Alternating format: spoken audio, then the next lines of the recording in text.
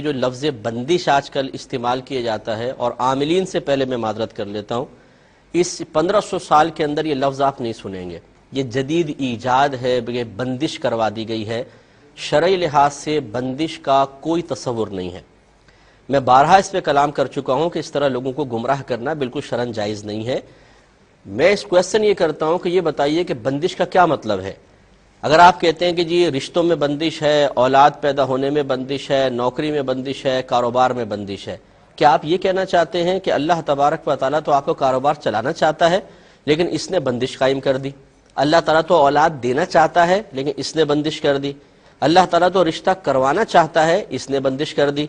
اگر یہ واقعی تصور ہے تو یہ تو کفر ہے، کیونکہ کون ہے جو اللہ تعالیٰ کے فیصلوں کو روک دے یا اللہ تعالیٰ کے فیصلوں کو بدل دے؟ اس کا مطلب یہ ہے کہ آپ یہ بندش کا لفظ کہہ کر یہ ثابت کرنا چاہتے ہیں کہ کوئی جادوگر یا عامل اللہ تعالیٰ سے بھی زیادہ طاقتور ہے، کہ اللہ تعالیٰ کسی کو اولاد دینا چاہتا ہے اور وہ اس کو روک دیتا ہے. تو اس کا مطلب تو یہ ہوا کہ یہ اللہ سے بھی طاقتور ہے، اور یہ عقیدہ کفر ہے.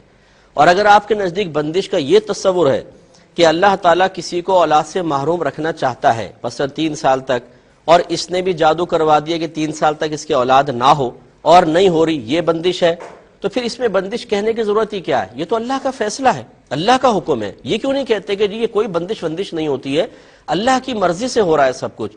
اگر کسی کی شادی میں دیر ہے، میرے رب کی مرضی ہے. کسی کی اولاد نہیں ہو رہی، یہ میرے رب کی مرضی سے ہے. کون ہے جو اللہ تعالیٰ کے فیصلے کو بدلے؟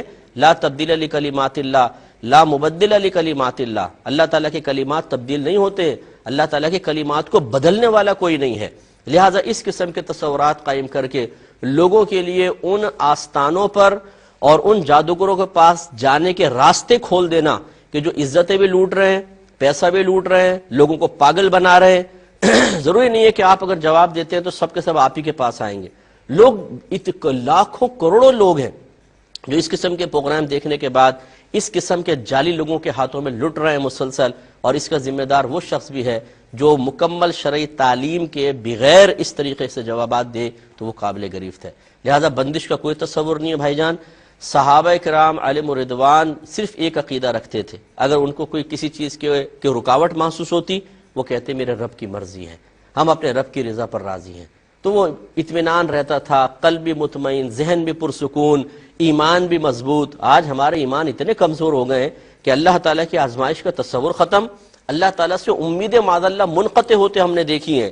عاملوں سے امیدیں لگا بیٹھے کہ یہ عامل کرے گا جو کچھ کرے گا، اولاد یہی دے گا، رشتہ یہی کروائے گا، کاروبار یہی چلوائے گا. بولتے ہیں یار اللہ سے تو دعائیں کر کر کے تھک گئے معاذ اللہ. اب کون ہے جی؟ یہ بابا ہے. ارے بابا، یہ بابا بیچارہ کیا کرے گا؟ بابا یہ اگر کچھ کر سکتا ہوتا تو یہاں کیوں بیٹھا ہوتا؟ آپ ان سے یہ کیوں نہیں پوچھتے؟ یہ تو بادشاہ بنا ہوتا. اگر ہر چیز کو اپنی مرضی کے موافق کرنے پہ قدرت رکھتا، جو یہ بڑے بڑے دعوے کرتے ہیں اور دیواروں اور پوسٹرز پہ انہوں نے لکھوایا ہوا ہے، تو یہ تو پرائم منسٹر ہونے چاہیے تھے اس وقت پورے ملک کے، اور سپر پاور بن جانے چاہیے تھے، کیونکہ اپنے تعویذات استعمال کرتے، اپنے اوپر دم کرتے اور پہنچ جاتے آسمانوں پر. لیکن ایسا نہیں ہے. وہ آپ کے پیسوں کا محتاج شخص بیٹھا ہوا ہے اور آپ اسی کے قدموں میں گر کر اللہ تعالیٰ کو فراموش کر کے اور اپنے ایمان کے خلاف کام کر رہے ہیں. یہ بالکل قطعاً غیر مناسب ہے. کوئی رکاوٹ کا تصور نہیں ہے. یاد رکھیں اللہ تعالیٰ فاعل حقیقی ہے. اس نے دنیا میں ہمیں اس لیے نہیں بھیجا کہ ہماری مرضی کے موافق ہر چیز ہمیں مل جائے، بلکہ اس نے اس لیے بھیجا ہے کہ وہ اپنی مرضی کے مطابق ہمیں زندگی گزارنے پر گویا کہ مجبور کرے گا، اور ہمیں اپنے رب کی رضا کے مطابق زندگی گزارنی ہے. اس نے جو ہمارے حق میں فیصلہ کیا ہے ہم نے اس کو قبول کرنا ہے. اسی کا بدلہ آخرت میں اللہ تبارک و تعالی ہمیں عطا فرمائے گا. جب انسان اللہ کی رضا پر راضی نہ رہے بلکہ اس کی تمنا یہ ہو جائے کہ اللہ تعالیٰ میری مرضی کے مطابق چلے، اور پھر وہ دنیا کو جنت بنانے کی کوشش کرے کہ یہاں جو کچھ میں چاہوں مجھے مل جائے، بس یہی اس کی میجر مسٹیک ہے. اور اس نے گویا کہ نہ اللہ تبارک و تعالیٰ کی حکمتوں کو سمجھا، نہ دنیا میں آمد کے مقصد کو سمجھا، تو وہ تباہ و برباد ہوگا. ہمارا کام سمجھانا تھا. مجھے پتا ہے کہ یہ باتیں ہر ایک کی سمجھ میں نہیں آتی ہیں. آپ لاکھ سمجھا لیں، ان عورتوں نے اس قسم کے جعلی باباؤں کے آستانوں کو آباد کر رکھا ہے. وہاں جاتی ہیں، اپنی عزتیں بھی داؤ پہ لگاتی ہیں، شوہروں کا پیسہ خرچ کرتی ہیں، اور پھر ملتا کیا ہے؟ ٹھینگا. بعض اوقات وہی چیز ملتی ہے کہ جو اللہ تعالیٰ نے دینی ہے.